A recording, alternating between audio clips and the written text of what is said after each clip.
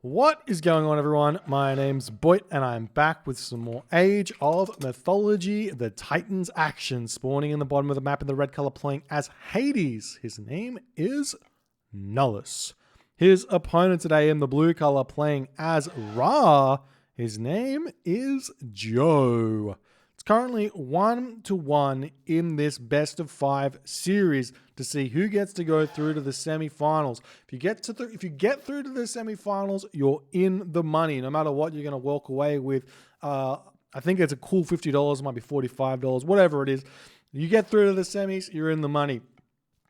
With that being said, you do have to get to the semis. So, just in case people are not aware, first game went to Nullus. It is a default win due to not showing up on time. This is the rule. This is what we come here for.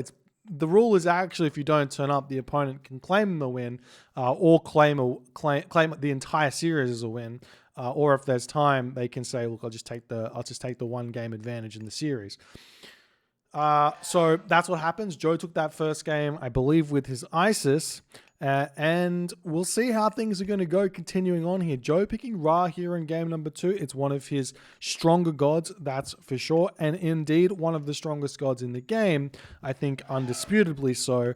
Though we haven't seen a whole lot of Ra being played in this tournament, whether that is because reasons. Everyone is a Norse player or an Uranus player at the moment, or a Greek player.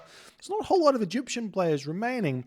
Now, I think that there is a reason for this, in that Egyptians used to be like almost auto-win in a way by getting to certain points into the game. But as players are getting better, they're getting better at containing the Egyptians. Not only that, patch 5.0 or maybe even patch 4.0 hit Egyptians mercenary pretty harshly, and a couple of other things. And now Egyptians are a little bit more struggling than they used to, but still, Ra and Set, still very, very strong gods, especially on competitive Mega Random, as we see Joe getting up his monument. He's going over onto the wood here early, which does indicate to me, actually, as Ra, it doesn't indicate it as much, but I think if you're going wood this early, it's going to be a slightly delayed second town center.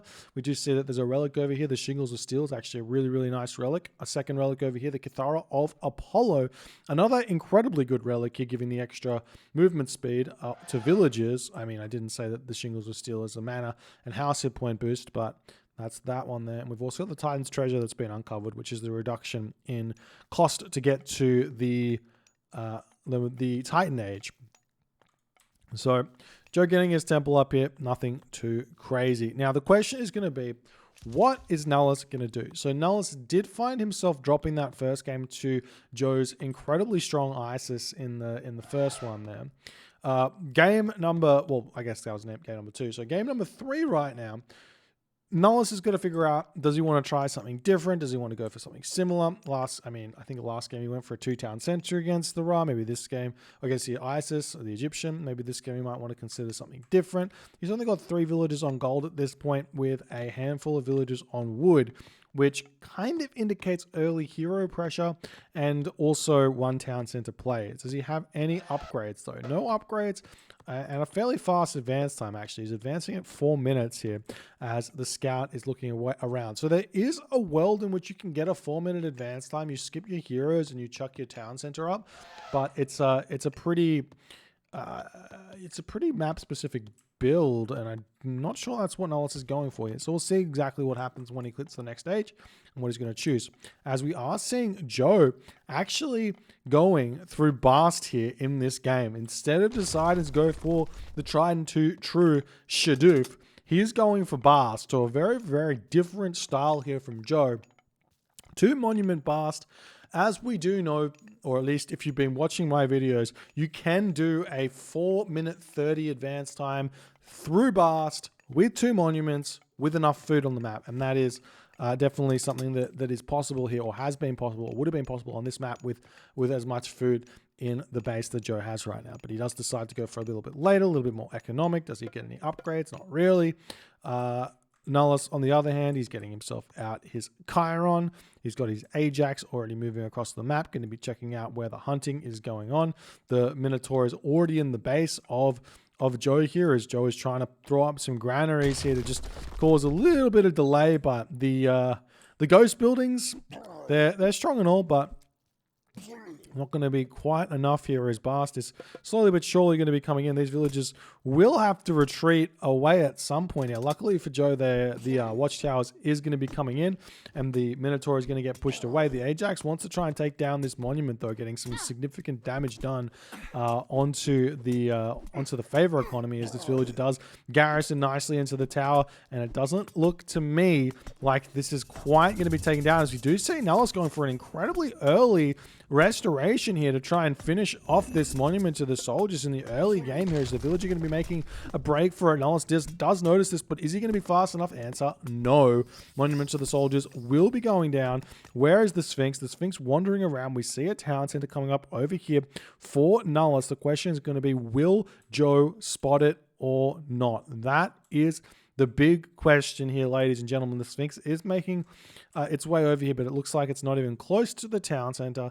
There's no real way in which Joe knows where the settlements are, let alone which settlement's being grabbed. So it's going to be a hard one for him to move in there and spot that, and then potentially cast Eclipse and get a villager kill or deny the town center or something like that. But early game eclipses with Sphinx can really do a lot of damage, as we are seeing now Joe grabbing his own second town center. Plenty of gold in the bank for Joe, but I don't think he's really going to need to cast Rain and build those farms, because he's got all of these Aurochs over here.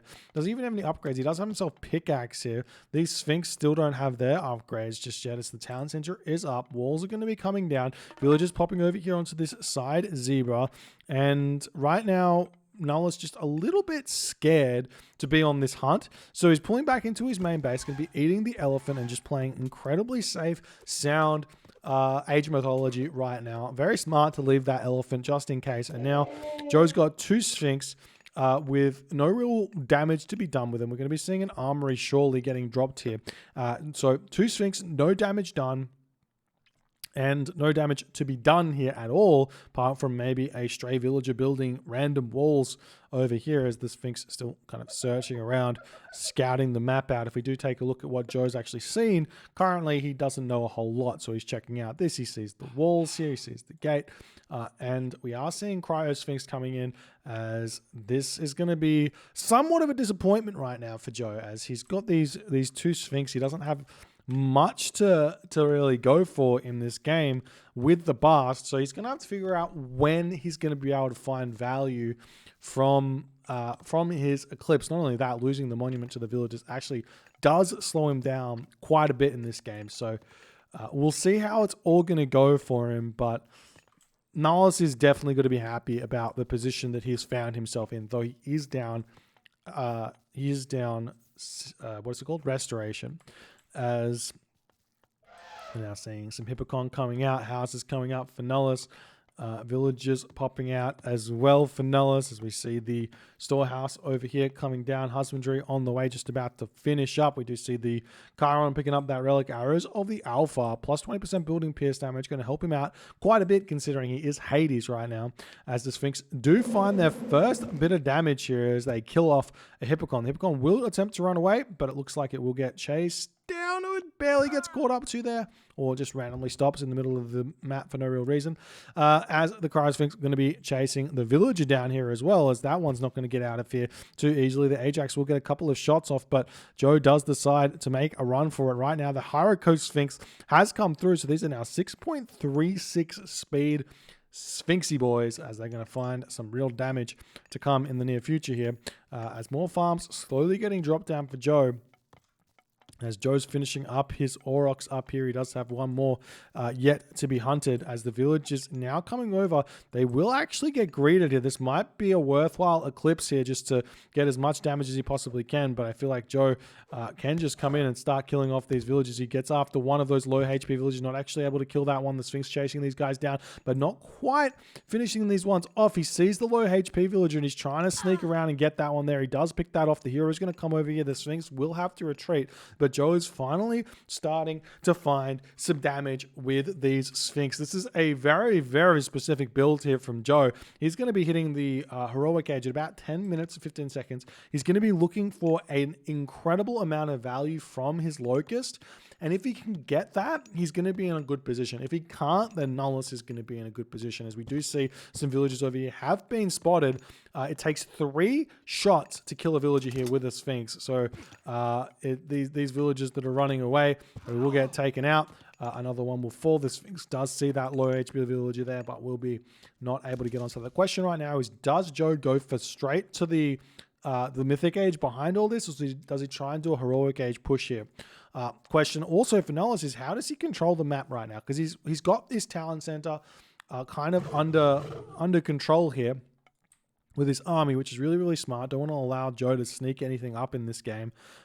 But where to next is the big question for Nullus. So we are kind of aware that against Egyptian, Greeks need to get to heavy cavalry before they really want to start fighting, as Joe is doing a very similar thing that he did last game in that he's kind of moving out into the middle of nowhere to throw up a Migdol Stronghold. Now, this Migdol Stronghold does somewhat protect this gold mine. A wall over here, this Migdol Stronghold here will kind of make that gold mine somewhat accessible here, but Nullus leaving this location now might allow Joe to actually get this, but Joe still very, very close to being able to go to the mythic age here. Is he throwing a market down anywhere is the big question. I don't see one.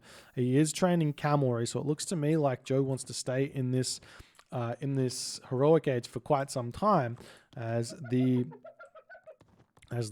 Joe Rock is going to be trying to find some villages. The Sphinx very close to these villages over here, as maybe the Rock's going to come over onto that position. The village is going to be able to sneak this town center up, as Aphrodite is going to come through. I have no idea why Nullus is up here on this location right now. Surely he realizes that there's got to be gold somewhere else.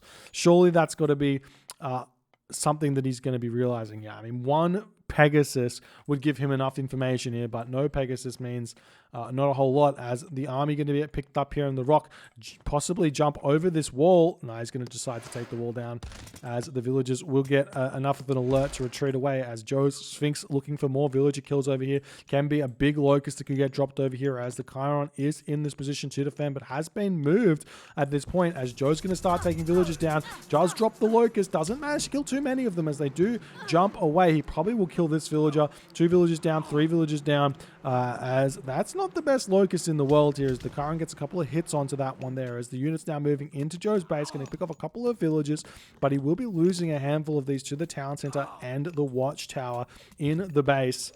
So he's got to be careful not to stay too long in this location. Aphrodite does hit the units pushing in here. We see a very, very early curse getting dropped on this position here. That's only 3 kills for a heroic age god power. That's not the way you really want to use curse at all, as Nullus is looking very, very hard to try and find some kind of an advantage or some kind of way to slow the Joe Ra down. But right now Joe still has himself Rain, so he's going to be able to have a huge boost of food in the near future. He's got himself 17 farms. He's got himself 21 farms, soon to be 23 farms here in this game. So it's going to be absolutely a crazy amount of income here for Joe. A crazy amount of food income for Joe, as he does pick off the Nemean Lion. He picks off the Chiron, these Sphinx, the Betsukos here going to do tons of damage as well. For some reason, we're seeing Peltas getting built when there's literally no chariot archers at all for Joe.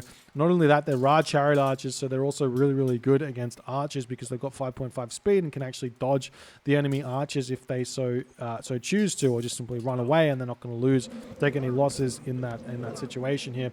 As Joe's retreating back, Nullus is on 3 town centers, is in the heroic age. So the question for Joe is, can he survive here? For Nullus is, can he survive here? As Joe is going to be continually hitting these open resources around the back of the map. You can see the Sphinx and the cavalry running through this location. Will Joe be paying attention? No, he's just clicked straight onto this location over here. And in that moment, Nullus does realize the game is fairly well lost here. It's amazing watching Joe's Ra, as he just somehow manages to just trample over Greek players. This build that Nullus has done is decent. It gets you a really, really strong economy. If we actually take a look at the post game here and take a little bit of notice about what's going on, the resources here are equal basically at the heroic gauge, which is completely fine for the or actually not even equal. The resources are in favor of Nullus by quite a bit here. Even while the rain is going on, Nullus is in a huge advantage, and he's really, like, he loses a handful of civilian units, but he's not that far behind. But militarily, he's just not going to be able to compete with the army which Joe's assembled. And the fact of the matter is, right now, Joe's army is a hell of a lot cheaper than Nullus's army. Nullus is spending 70 food, 40 gold, whereas cavalries are 50 food, 70 gold. So they're almost the inverse of what the Predomus cost. Obviously costing like 10 more resources total, but that's in gold, which is a little bit faster to gather, especially for the Egyptian. And not only that, you do have these Harako Sphinx, which are 4 population, costing only 120 food after you factor in the monuments, which cost dirt cheap. They cost next to no resources. So Joe's army is incredibly cheap. He's able to get so much pressure on the map. He's got 3 town centers here. He's going to be heading to the Mythic Age very, very soon. And while Nullus is not lost in this game, he's just thrown so many units away to Joe's Sphinx, Joe's towers, and Joe's everything. I think Nullus needs to just take a deep breath and like recompose himself here, because this is very un-Nullus gameplay. He needs to figure out a strategy to use in order to take Joe down. Joe only has set left in his Egyptian god pool, so we'll see if that's going to get pulled out for game number 4 here, or if Joe's going to go for something else, and we'll have to see that in the near future. If you guys are enjoying this game or enjoyed this game, please consider hitting the follow on the Twitch. If you're on the YouTube, hit that subscribe button, and I'll see you guys in the next game.